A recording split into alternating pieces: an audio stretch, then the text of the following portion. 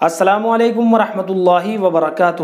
محترم ناظرین، حضرت مولانا الیاس صاحب رحمۃ اللہ علیہ کے زمانے میں اور حضرت مولانا یوسف صاحب رحمۃ اللہ علیہ کے زمانے میں دلی نظام الدین مرکز سے جو جماعتیں اللہ کے راستے میں جاتی تھی تو ان کو روانگی کے آداب اور کچھ ضروری تفصیل اور ہدایات بتائی جاتی تھی، اور نظام الدین مرکز کی جو مسجد تھی اس مسجد کے اندر ایک تختے کے اوپر ایک بڑا پرچہ اور اس پرچے کے اندر کچھ مضمون لکھا ہوا تھا، اور وہ مضمون اس لیے تھا تاکہ ہر آنے والا انسان یہاں پر اس مضمون کو پڑھے۔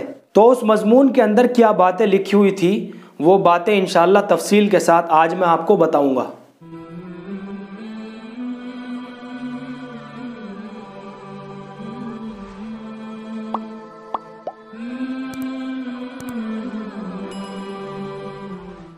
نحمدہ ونصلی علی رسولہ الکریم، اما بعد۔ تو اس مضمون میں جو لکھا ہوا تھا اب وہ میں آپ کو بتانے کے لیے جا رہا ہوں۔ بسم اللہ الرحمن الرحیم۔ ضروری ہدایت: تبلیغ میں جانے والے حضرات کو ان امور کی، ان باتوں کی خاص طور پر رعایت رکھنی چاہیے، ورنہ منافع سے زیادہ نقصان ہونے کا اندیشہ ہے۔ سب سے پہلی بات، ہر کلمہ گو اور علم والے کا دل سے اکرام اور احترام کرے اور پھر اس کے اوپر مشق بھی کرے۔ نمبر 2، دوسروں کے عیوب سے اپنی آنکھیں بند کریں اور اپنے عیب کو تلاش کرتے رہیں۔ نمبر 3، بیان اور تعلیمی حلقوں اور مجلسوں میں کسی طبقہ یا جماعت یا فرد پر نکیر یا طنز نہ کرے، اور جو لوگ جماعت میں وقت نہ لگا سکے ان کی بھی تنقیص نہ کرے۔ نمبر 4، ہر علاقے کے بزرگان دین اور علماء مشائخ سے استفادے کی اور دعا کی نیت سے ملے، اور ہر ایک کے تعلق والوں سے اکرام اور محبت سے مل کر کام کرے، کسی کے اوپر تنقید بالکل بھی نہ کرے۔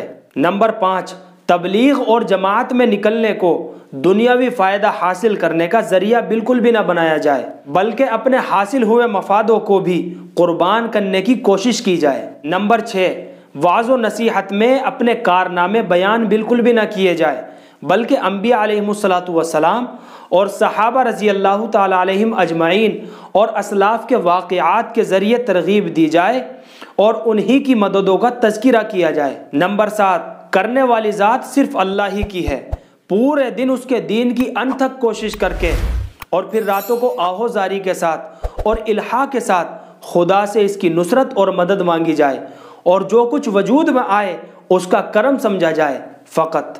تو محترم ناظرین، یہ نقشہ کئی سالوں تک اس مسجد کے اندر لٹکا ہوا تھا اور آنے والوں کو اس مضمون کی طرف توجہ بھی دلائی جاتی تھی۔ جب جماعت اللہ کے راستے میں جاتی تھی تو یہ تفصیلی ہدایت جو ابھی میں نے آپ حضرات کو بتائی ہے، یہ ساری باتیں ان کو بتائی جاتی تھی، اور جب کوئی جماعت واپس آتی تھی تو بڑے اطمینان کے ساتھ اور سکون کے ساتھ اس کی کارگزاری بھی لی جاتی تھی، اور الحمدللہ ان ساری چیزوں کے اوپر آج بھی الحمدللہ عمل ہو رہا ہے، اور اس میں جو چیزیں قابل اصلاح ہوتی تھی ان ساری باتوں کے اوپر ان کو متنبہ کیا جاتا تھا اور ان کی اصلاح کی جاتی تھی۔ اور اسی طرح آس پاس کے علاقوں سے جو جماعتیں آتی تھی ان میں اگر کوئی بے اصولی یا تقریر میں کوئی لغزش کی اطلاع ملتی تھی تو فوراً مرکز کو جماعت کی تفصیل اور اس کے امیر کی تعیین کے ساتھ اطلاع ہوتی تھی۔ تو محترم ناظرین، اس طرح کا ایسا نظام بنایا ہوا تھا اور لوگوں کی اس طرح سے اصلاح ہوتی تھی،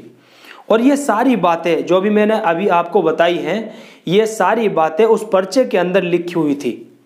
مجھے امید ہے کہ آپ سبھی حضرات نے اس کو بخوبی سنا ہوگا۔ اللہ ہم سب کو عمل کی توفیق عطا فرمائے۔ فقط والسلام۔